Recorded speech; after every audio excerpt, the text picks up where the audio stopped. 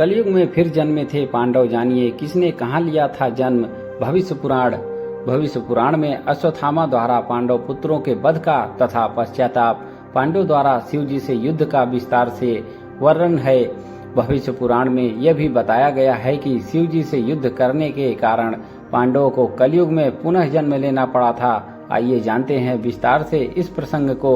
भविष्य पुराण के अनुसार आधी रात के समय अश्वत्थामा, कृतवर्मा और कृपाचार्य यूं तीनों पांडवों के शिविर के पास गए और उन्होंने मन ही मन भगवान शिव की आराधना कर उन्हें प्रसन्न कर लिया। इस पर भगवान शिव ने उन्हें पांडवों के शिविर में प्रवेश करने की आज्ञा दे दी, जिसके बाद अश्वत्थामा ने पांडवों के शिविर में घुसकर शिव जी से प्राप्त कर तलवार से पांडवों के सभी पुत्रों का वध कर दिया और वहां से चले गए।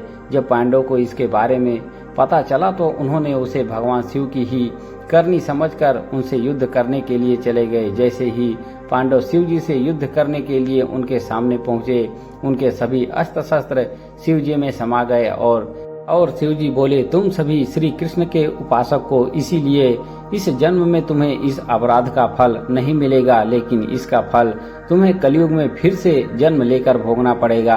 भगवान शिव की यह बात सुनकर सभी पांडव दुखी हो गए और इसके विषय में बात करने के लिए श्री कृष्ण के पास पहुंच गए।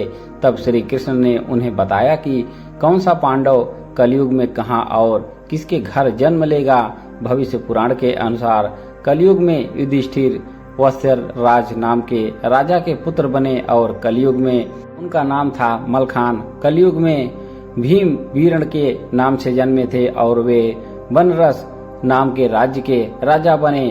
कलयुग में अर्जुन का जन्म परिलोक नाम के राजा के यहाँ हुआ और उनका नाम था ब्रह्मानंद।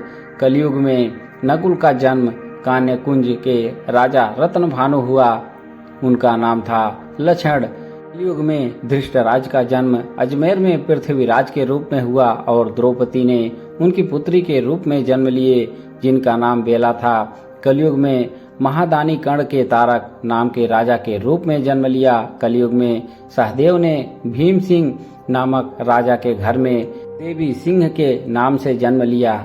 जानकारी अच्छी लगी हो तो एक लाइक अवश्य करें। हमारे चैनल पर बने रहने के लिए आप सभी का धन्यवाद।